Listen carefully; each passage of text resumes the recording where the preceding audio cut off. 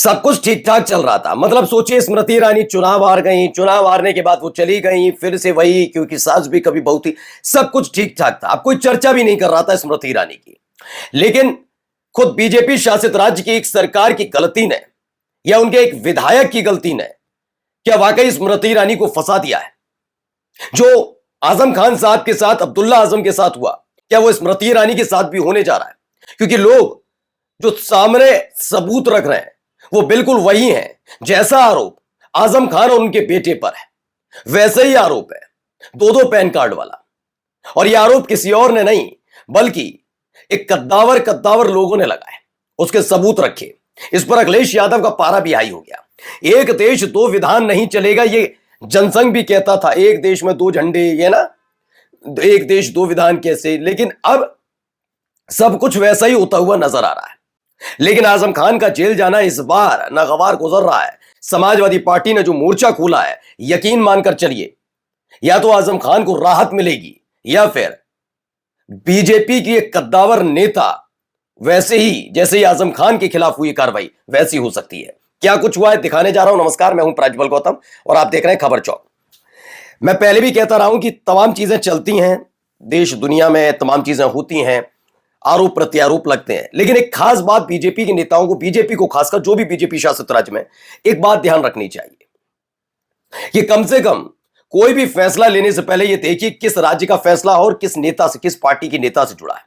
आपने कई तरह के आरोप लगाकर आजम खान साहब को जेल भिजवाया। ये मैं नहीं कह रहा हूं, ये बाकायदा कोर्ट की अदालत की टिप्पणी है। जब उन पर भैंस चोरी, बिजली चोरी, बकरी चोरी जैसे आरोप लग रहे थे, उस समय भी कोर्ट ने एक टिप्पणी की थी योगी आदित्यनाथ की सरकार पर। तो ऐसा लगता है जिस तरह के मामले दर्ज हो रहे हैं आजम खान साहब के खिलाफ, कि आप चाहते नहीं है कि वो कभी जेल की सलाखों से बाहर आए। उम्र कैद, हमेशा उम्र भर उन्हें जेल में रखना चाहते हैं, टिप्पणी थी।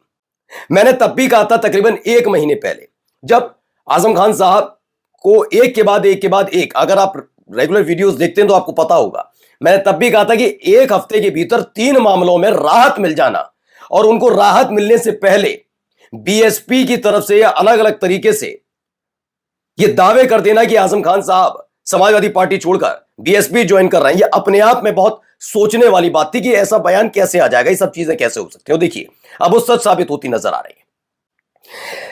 बीजेपी के मंसूबों पर कामयाब नहीं हो पाए क्या? क्या वो वैसा नहीं कर पाए, डेंट नहीं पहुंचाना चाहते अखिलेश यादव समाजवादी पार्टी को जैसा बीजेपी सोच रही थी? क्या यही एक वजह है कि अचानक से मामला, क्योंकि मामला किसी और ने नहीं, बीजेपी के विधायक का मसला है, आकाश सक्सेना की शिकायत पर कार्रवाई हुई, सारी शिकायतें वहीं से हो रही हैं, और बहुत त्वरित कार्रवाई होती है। हुआ क्या है पहले देखिए, खबर निकल कर आई है, नवारा टाइम्स की ही खबर है। 2 पैन कार्ड मामले में आजम खान और उनके बेटे अब्दुल्ला को 7-7 साल की सजा हुई। ये 7-7 साल की सजा सुना दी गई। अच्छा, सजा का जो प्रावधान भी है, सजा का जो वो है, अगर आप देखेंगे तो शायद हंस भी दे। मैं क्यों कह रहा हूं, जरा देखिए। सपा नेता आजम खान और अब्दुल्ला फिर जाएंगे जेल, जेल भेज दिए गए हैं। एमपी एमएलए कोर्ट ने इस मामले में सुनाया फैसला। बीजेपी विधायक आकाश सक्सेना ने आरोप लगाया था, और बीजेपी विधायक और बीजेपी सांसद, बीजेपी नेता जो कह दें वो तो अकाट्य सत्य है कि सपा नेता आजम खान के बेटे अब्दुल्ला आजम ने दो अलग अलग जन्मतिथियों के आधार पर 2 पैन कार्ड बनवाए थे। मैं कहता हूं, अब्दुल्ला आजम एक वयस्क व्यक्ति हैं, चुनाव लड़ चुके हैं, विधायक रह चुके हैं, ठीक है। ऐसे में अगर अब्दुल्ला आजम के 2 पैन कार्ड है तो गिरफ्तारी किसकी होनी चाहिए? मामला बताइए आप स्पष्ट। कहेंगे भाई अब्दुल्ला आजम की है ना, लेकिन गिरफ्तार कौन किए गए? साथ में आजम खान साहब। क्योंकि अब्दुल्ला आजम के बाहर रहने से उतनी फर्क पड़े ना पड़े, लेकिन अब आजम खान अगर जेल से बाहर रहेंगे तो समाजवादी पार्टी ताकतवर होगी, और बीजेपी वैसे ही पश्चिमी उत्तर प्रदेश में उसका कोई और छोर नहीं है, वहां कमजोर होगी। इसीलिए यह आरोप लगाकर कि अब्दुल्ला आजम के 2 पैन कार्ड बनवाने में आजम खान की भी भूमिका थी, उसे स्थापित करके जेल में ठूस दिया गया। फिर से वही हरकतें। लेकिन क्या इस बार हालत खराब होने जा रही है? क्यों कह रहा हूं, पहले तो अखिलेश यादव का एक ट्वीट देखिए, क्या लिखा उन्होंने। सत्ता के गुरूर में जो नाइंसाफी और जुल्म की हदें पार कर देते हैं, वो खुद एक दिन कुदरत के फैसलों की गिरफ्त में आकर एक बेहद बुरे अंत की ओर जाते हैं। सब देख रहे हैं, और ये बात सही है। आपने कैसे हालात पैदा करने की कोशिश की है, देश देखता है। देश को आपने समझ लिया है कि नहीं, जैसा चल रहा है चलने दीजिए, तो वो स्थिति तो नहीं हो रही ना, लोग देख रहे हैं। आजम खान वाले मामले में हो सकता है आपका इत्तेफाक आजम खान से ना रखें, वो भी ठीक है, लेकिन ये बात भी सच है कि आजम खान से इत्तेफाक रखने वाला व्यक्ति या ना रखने वाला व्यक्ति भी ये मानेगा कि जो मामले उनके खिलाफ दर्ज किए गए वो दरअसल उनको जेल के अंदर रखने के लिए है। खैर, आगे की कहानी क्या है? कहानी आती है पुराना मामला, स्मृति ईरानी से जुड़ा हुआ।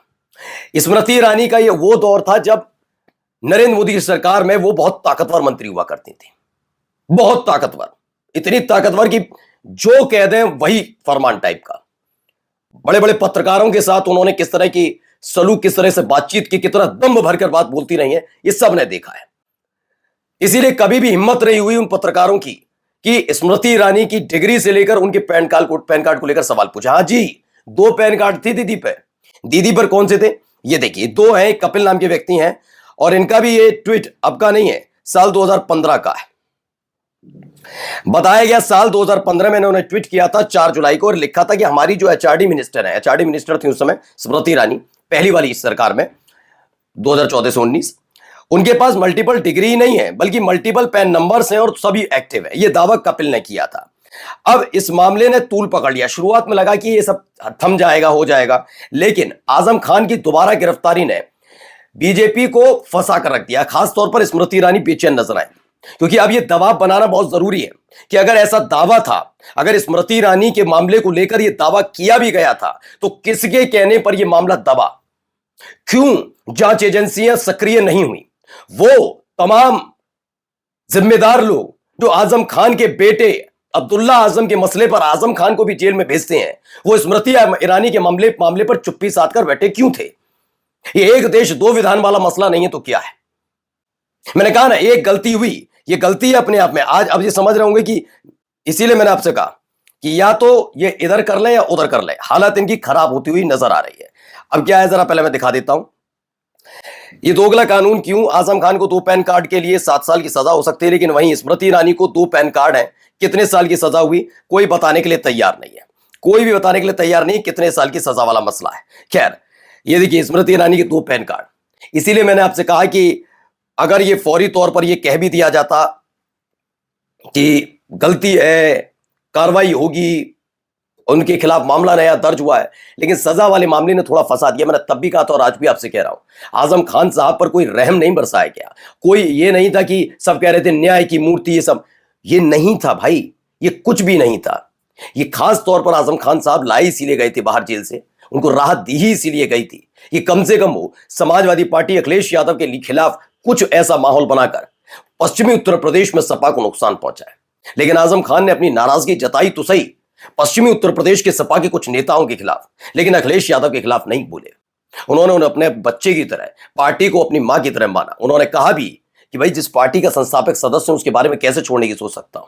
और मुलायम सिंह यादव के परिवार यानी अखिलेश यादव को लेकर भी उन्होंने कह दिया था इसे खत्म करने का दूर तो मैं होने में लंबा समय लगेगा और दशकों लग जाएंगी, कई जिंदगियां लग जाएंगी अगर हम संबंध खत्म करने में। यही बात तो चुभ रही थी और मैंने तब भी कहा था थोड़ा सचेत रहने की जरूरत है, कभी भी फरमान आ सकता है। देखिए आ गया, लेकिन फंस स्मृति जी भी गई है। नमस्कार। New public inter college Lucknow, admission open.